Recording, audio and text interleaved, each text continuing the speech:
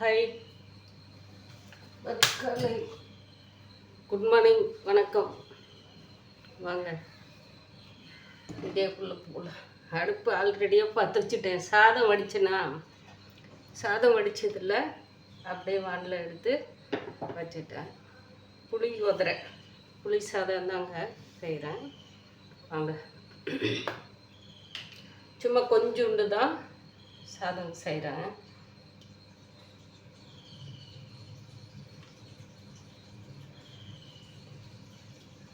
Okay, நான் நிறைய விட்டேன், நல்லா இருக்காது. இல்லை, ஓரளவுக்கு சாப்பாட்டுக்கு போடலாம். ரொம்ப அதிகமாகவும் எல்லா பொருளுமே நான் ரொம்ப அதிகமாக ஆயில் யூஸ் பண்ண மாட்டேன். மீடியமாக எந்த ஆயிலாக இருந்தாலும் சரி மீடியமாக தான் யூஸ் பண்ணுவேன். ஆல்ரெடியாக எந்திரிச்சு வெளியெல்லாம் கழுவி விட்டு கோலம் போட்டு சாமி கும்பிட்டு குளிச்சுட்டு சாமி கும்பிட்டு எல்லா வேலையும் முடிஞ்சிட்டு சரி என்ன செய்யலாம். நேற்று செஞ்ச சப்பாத்தி ஒரு 3 சப்பாத்தி இருக்குது. அப்புறம் குழம்பு இருக்குது. என்ன செய்யலாம், கொஞ்சோண்டு சாதம் புளியோதரை செய்யலாம் அப்படின்னு சொல்லியிருக்காங்க. செஞ்சுருக்குறேன், செய்ய போகிறேன். தக்காளி சாதம் செய்யலாமான்னு பார்த்தேன். நேற்று மசாலா ஐட்டமே ஃபுல்லாகவும் நம்ம சரி பண்ணிட்டு கூடாதுன்னு சொல்லிட்டு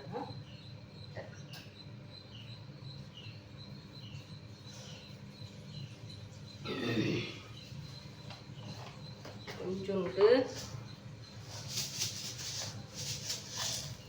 வெந்தயம். ஏன்னா கொஞ்சோண்டு தான் சாப்பாடு, ஒரு ஆள் 2 பேர் சாப்பிட்லாம், அந்த அளவுக்கு தான். வெந்தயம் கொஞ்சோண்டு வெந்தயம் போட்டுக்கலாம். சிம்பிளே வச்சதுனால லைட்டாக தான் விளையாட்டு. சீரகம் நம்ம எவ்வளோ வேணுனாலும் போடலாம். மிளகு, சீரகம் அதெல்லாம் உடம்புக்கு ரொம்ப நல்லது. ஜீரணம் சரி பண்ணுங்க. கொஞ்சோண்டு கையில் நல்லா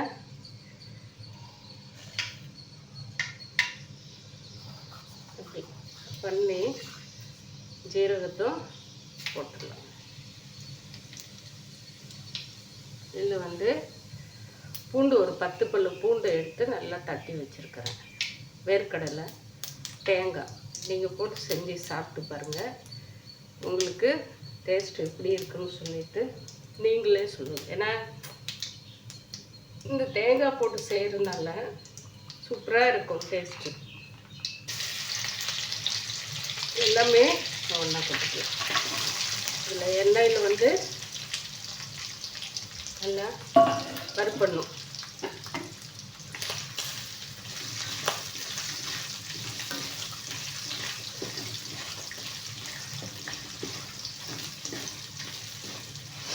தேங்காய் போட்டு செய்கிறது மைசூர் செய்வாங்க.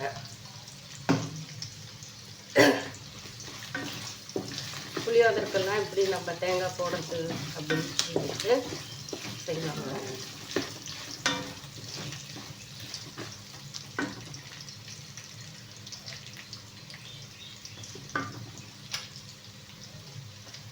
இதில் நம்ம மிளகாய் கிள்ளி போடுறது பதில், ஏன்னா இதிலே எல்லாமே போட்டிருக்கிறோம் இல்லைங்களா, மசாலா எல்லாமே, மல்லித்தூள் எல்லாமே சாதத்துக்கு ரொம்ப நல்லா இருக்கும். அதனால சாம்பார் பொடி போடுறாங்க. கொஞ்சம் தேவை இருக்கிறதுக்கு மஞ்சத்தூள்.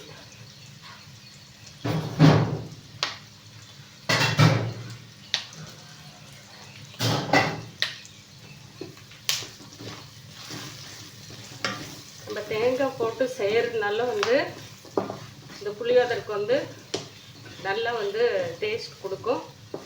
அது இல்லாமல் நம்ம 2 நாள் வச்சு சாப்பிட்றதுனாலையும் அது டேஸ்ட்டே வேறு மாதிரி இருக்கும்.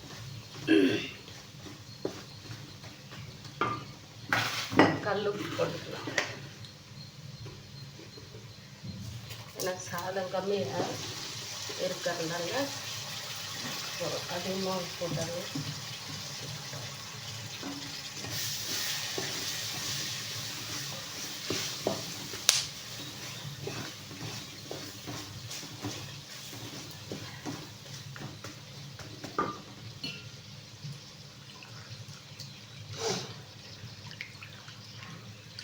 நம்ம எடுத்து வச்சிருக்கிற புளியை வந்து இதில் ஊற்றிடலாம். ஏன்னா வரமிளகாயில் வந்து மல்லி போட்டிருக்கோம், பெருங்காயம், வெந்தயம், கடலப்பருப்பு, உளுத்தம்பருப்பு எல்லாமே அதில் போட்டிருக்கிறோம் இல்லைங்களா, கருவேப்பிலை எல்லாமே. அது ஃப்ளேவர் வந்து நீங்கள் அந்த சாம்பார் தூள் போட்டு மிளகாய் நம்ம வரமிளகாய் கிள்ளி போட்டு செய்கிறதுக்கும் நம்ம சாம்பார் தூள் போட்டு புளியோதரை நம்ம செய்கிறதுக்கும் நம்ம சாப்பிட்டு பாருங்கள், செஞ்சு நீங்கள் சாப்பிட்டு பாருங்கள், அவ்வளோ டேஸ்ட்டாக இருக்கும். நம்ம 2 நாள் வச்சு சாப்பிட்டாங்க.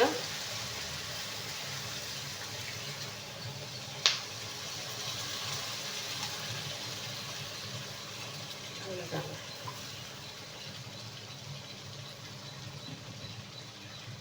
ஏன்னா இதுலேயும் வந்து நாங்கள் கருவேப்பிலை என்ன தேவையோ நமக்கு அத்தனைமே வந்து சாம்பார் பொடியில் எதுவுமே எடுத்து வெளியே இது போடணும் அப்படின்ற அளவுக்கு இல்லை.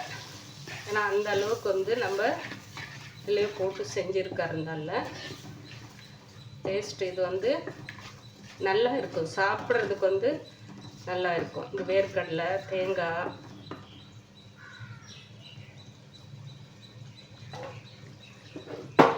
டக்குன்னு முடிஞ்சிடும். இருந்தாலும் சிம்பிளாக இருக்கும். இந்த சீரகம் எல்லாம் நம்ம போடுறதுனால நல்லாயிருக்கும். அவ்வளோதான். அது கொதி வந்த உடனே சாதத்தை எடுத்துட்டு நம்ம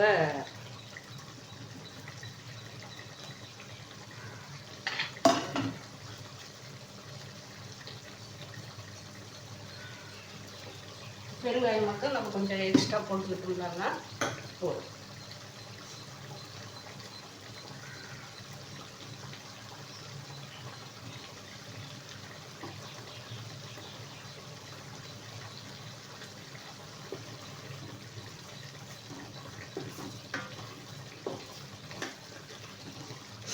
நம்ம சாப்பாடு போடும்போது இப்போ நம்ம கொஞ்சம் கருவேப்பிலை தேவையாக இருந்தால் போட்டுக்கலாங்க.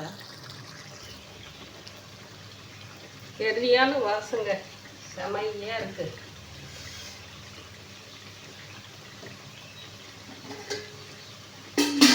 நிறைய போட்டு நம்ம செய்யலாம். 2 நாளைக்கு பாருங்கள், நேற்று சப்பாத்தி போட்டுட்டு காலையில் 3 சப்பாத்தி சாப்பிட்டு போயிட்டேன். மீதி 5 சப்பாத்தி அப்படியே இருந்தது. அதில் 2.5 சப்பாத்தி நைட் சாப்பிட்டு மீதி 2.5 சப்பாத்தி அப்படியே இருக்குங்க.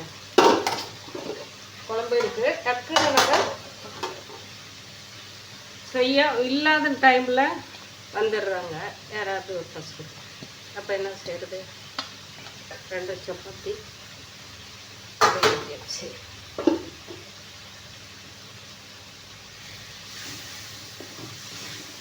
அவ்வளோதான். இப்போ நமக்கு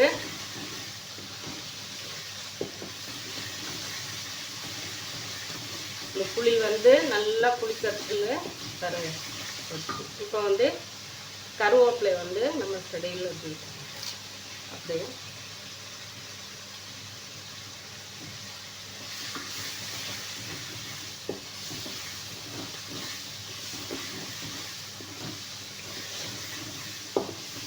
நீங்கள் ஒரு நாளைக்கு இந்த மாதிரி நம்ம வீட்டில் அரைச்ச சாம்பார் பொடி, ஏன்னா அதில் நம்ம என்னென்ன போட்டிருக்கிறோம்னு சொல்லிட்டு தெரியும் நமக்கு. அதில் வந்து நீங்கள் இப்படி புளியோதரை செஞ்சு சாப்பிட்டு பாருங்கள்.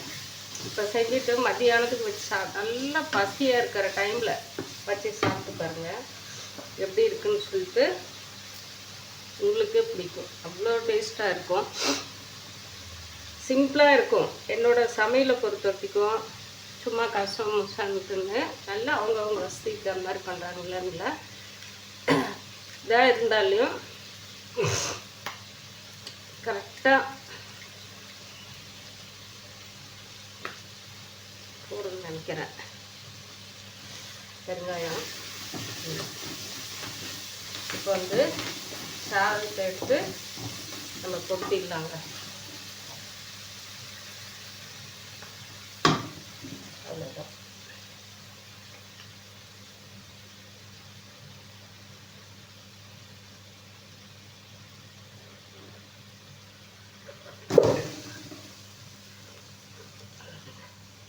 சும்மா கம்மியாக ஒரு 2 பேர் கூட சாப்பிட முடியாது.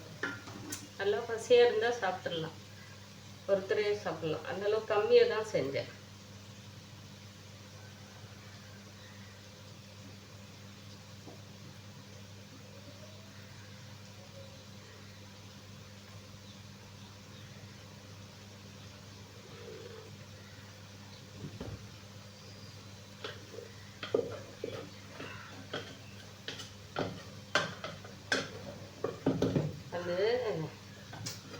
புளியோதரை நம்ம இப்போ கோயில் புளியோதரெல்லாம் இப்போ நம்ம போய் நின்று அந்த கோயிலுக்கு கொடுக்கும்போது இல்லை நம்ம கையில் இந்த பிரசாதம் வாங்கும்போது ஒரு வாசம் வரும் பாருங்க.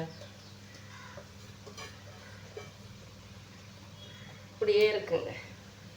அதோட வாசம் வந்து சூப்பராக அவ்வளோதாங்க.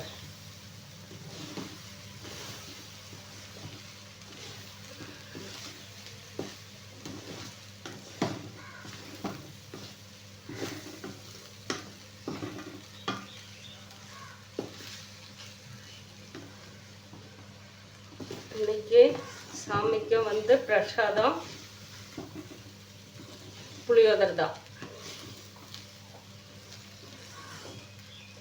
நீங்களும் இந்த மாதிரி ஒரு அர்ஜென்ட் ஒன்றும் இல்லை, இது செய்கிறதுக்கு பெருசாக ஒன்றும் இது இல்லை. எல்லாருமே வந்து புளியோதரை சிம்பிளாக தான் செய்வோங்க. இந்த மாதிரி செஞ்சு சாப்பிட்டு பாருங்கள். சாப்பிட்டு எனக்கு கமெண்டில் நீங்கள் சொல்லுங்கள். நீங்களும் செஞ்சு இந்த மாதிரி சாப்பிட்டு பாய்.